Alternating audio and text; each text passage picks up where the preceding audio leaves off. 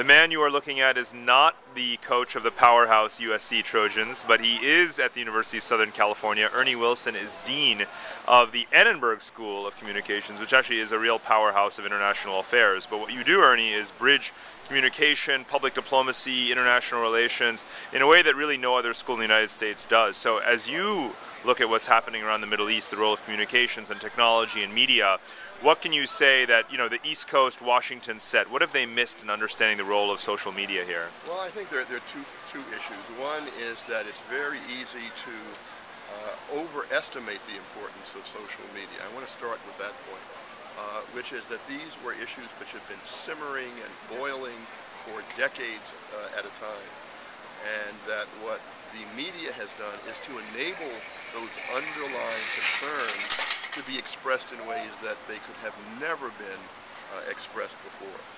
So I think that we have to be much more sophisticated about our understanding of these media, that they both enable but they do not cause.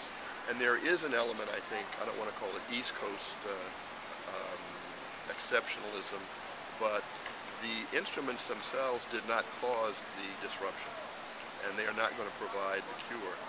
We have to look at the way those things interact really with the underlying social discontent and dynamics in this country. Now here, coming out of Los Angeles, your worldview is also different from the East Coast. You're really building this into a global institution. Yeah. You have partnerships spanning China, the Middle East, and elsewhere. Talk about the role of Los Angeles and how what you're doing here should really shape America's perception of itself in the world. Great question. As someone who has spent much of my life, as you know, Parag, inside the Beltway working at the White House National Security Council, I'm pretty clear about the Washington consensus and perspective. I think with every passing foot or mile, 3,000 miles between us and Washington, we have a much greater focus on civil society. We have a very vibrant and diverse civil society. Los Angeles, probably the most diverse and global city in the world. And that's our starting point. So in our organization, whether it's at the University of Southern California or the Pacific Council on International Policy, we don't start with governments, we start with civil society.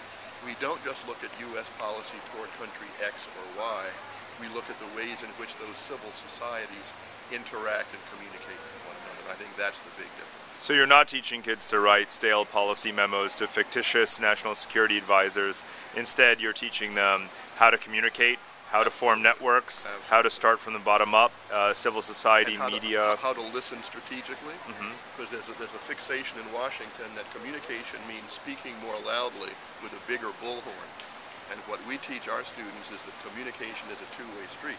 And just as you have to be articulate, you also have to be an articulate strategic listener. Right, and 10 years after 9/11, you still have people making the mistake of confusing public diplomacy with propaganda. So clearly, there's an uphill battle in getting people to understand. But public diplomacy is one of your great strengths here. What would your one or two recommendations be to Judith McHale and the others who work in the State Department on public diplomacy issues for the next 2 years? Right. First of all, deliver on what you articulate. I think one of the challenges of the Cairo statement is that we all agree it was a wonderful statement, but there was not a lot of follow-up there, so that's one.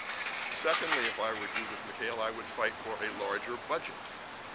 The walking around money that position has is roughly $20 million, which is a rounding error at the Pentagon or even in private corporations.